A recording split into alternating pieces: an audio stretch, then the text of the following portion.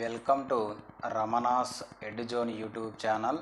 ఈ ఛానల్ని ఇంకా ఎవరైనా సబ్స్క్రైబ్ చేయకపోతే దయచేసి సబ్స్క్రైబ్ చేసుకోగలరు. గత వీడియోలో మనము రామాయణంకు సంబంధించి బాలకాండలో ఉన్నటువంటి ముఖ్యమైనటువంటి ప్రదేశాలతో పాటు ముఖ్యమైనటువంటి పాత్రల గురించి మనం డిస్కస్ చేయడం జరిగింది.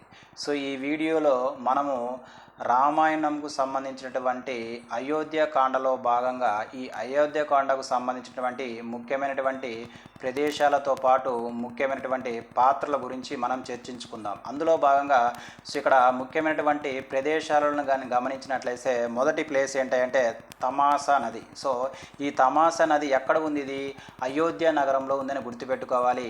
ఈ తమాషా నది ఒడ్డునే వాల్మీకి ఆశ్రమం ఉందిగా మనం గుర్తుపెట్టుకోవాలి. సో నెక్స్ట్ ఏంటంటే వేదశృతి. సో వేదశృతి, గోమతి, అదేవిధంగా స్పందిక నదులు. ఇక్కడ 3 నదులు అండి. ఒకటి ఏంటంటే వేదశృతి, నెక్స్ట్ వచ్చేసరికి గోమతి, అదేవిధంగా స్పందిక నదులు. సో ఈ నదులను కానీ గమనించినట్లయితే వనవాస దీక్ష ప్రారంభించినటువంటి సీతారామ లక్ష్మణులను ఈ నదులను దాటి ఎక్కడికి చేరుకుంటారా అంటే శృంగి బేరపురము. చాలా ఇంపార్టెంట్. అంటే సో వనవాస దీక్షను ప్రారంభించినటువంటి సీతారామ లక్ష్మణులు ఏ నదులను దాటి శృంగి బేరపురంను చేరుకుంటారా అంటే సో వేదశృతి, అదేవిధంగా గోమతి, అదేవిధంగా స్పందిక నదులని గుర్తుపెట్టుకోవాలి. సో నెక్స్ట్ వచ్చేసరికి నెక్స్ట్ ప్లేస్ ఏంటిది మనకు శృంగి బేరపురం. చాలా ఇంపార్టెంట్. ఈ శృంగి బేరపురం అనేది ఎవని యొక్క రాజ్యం అంటే బోయరాజు అయినటువంటి గుహుని యొక్క రాజ్యంగా మనం గుర్తుపెట్టుకోవాలి. సో నెక్స్ట్ వచ్చేసరికి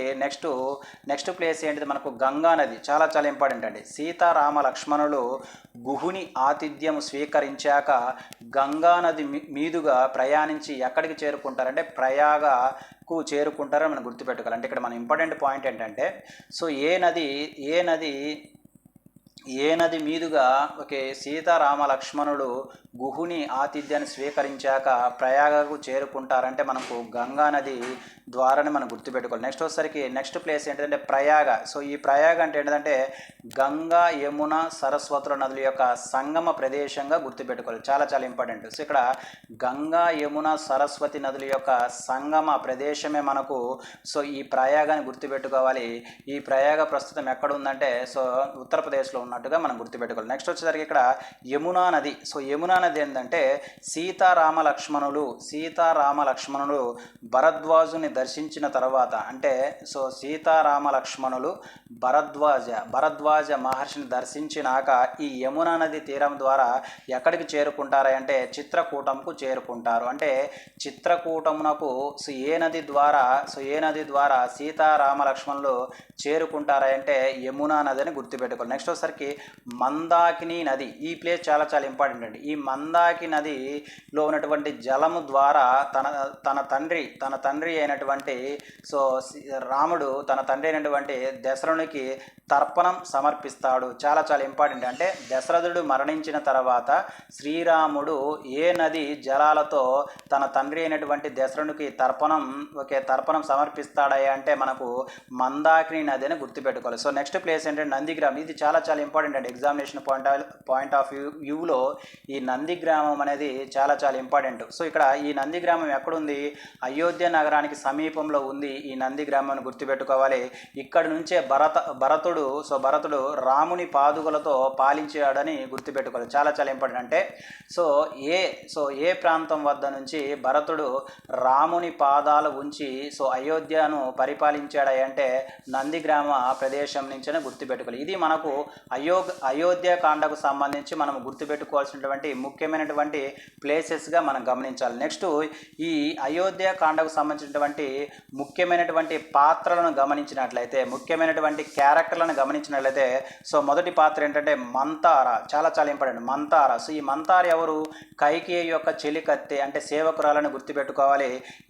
ఈమె కపట బుద్ధి కలదని గుర్తుపెట్టుకోవాలి. కైకేయికి దుర్బోధన చేసినటువంటి వ్యక్తి ఎవరంటే కైకేయి యొక్క చెలికత్తె కుమార్తె అయినటువంటి మంతాకిని అని గుర్తుపెట్టుకోవాల్సినటువంటి అవసరం ఇక్కడ మంతారని గుర్తుపెట్టుకోవాలి. నెక్స్ట్ ఏంటి గుహుడు. సో ఈ గుహుడు ఎవరు మనకు, ఈ గుహుడు వచ్చేసరికి బోయరాజుగా గుర్తుపెట్టుకోవాలి. సో బోయరాజును గుర్తుపెట్టుకోవాలి. వనవాస దీక్ష ప్రారంభించినటువంటి సీతారామ లక్ష్మణులకు సో మొట్టమొదటిసారిగా శృంగిబేరపురంలో ఆతిథ్యం ఇచ్చినటువంటి వ్యక్తే ఈ బోయరాజు అనేటువంటి గుహుడుగా మనం గుర్తుపెట్టుకోవాలి. నెక్స్ట్ ఎవరు, భరద్వాజుడు. చాలా ఇంపార్టెంట్ అండి. సో భరద్వాజుడు ఒక గొప్ప మహర్షి. సో గొప్ప మహర్షిగా గుర్తుపెట్టుకోవాలి. సీతారామ లక్ష్మణులు సో ప్రయాగ వద్ద ఇతని ఆశ్రమాన్ని దర్శించారని మనం గుర్తుపెట్టుకోవాలి. నెక్స్ట్ వచ్చేసరికి అత్రి మహర్షి. చాలా ఇంపార్టెంట్ అండి. ఈ అత్రి మహర్షి ఎవరంటే బ్రహ్మపుత్రుడుగా గుర్తుపెట్టుకోవాలి. అదేవిధంగా గొప్ప మహర్షితను సో దశరథుని మరణ వార్త తెలిసిన తరువాత చిత్రకూటం నుంచి సీతారామ లక్ష్మణులు చిత్రకూటం నుంచి సో పయనమై సో ఎవరి ఆశ్రమాన్ని దర్శిస్తారంటే ఈ అత్రి మహర్షి యొక్క ఆశ్రమాన్ని దర్శిస్తారని మనం గుర్తుపెట్టుకోవాలి. సో నెక్స్ట్ క్యారెక్టర్ వచ్చేసరికి మనకు సతి అనసూయ. ఈ సతి అనసూయ ఎవరంటే ఈ అత్రి మహర్షి యొక్క భార్యగా మనం గుర్తుపెట్టుకోవాలి. ఇవి మనకు సో అయోధ్యకాండలో వచ్చినటువంటి ముఖ్యమైనటువంటి ప్రదేశాలు, అదేవిధంగా ముఖ్యమైనటువంటి పాత్రలో మనం గుర్తుపెట్టుకోవాలి. Thank you.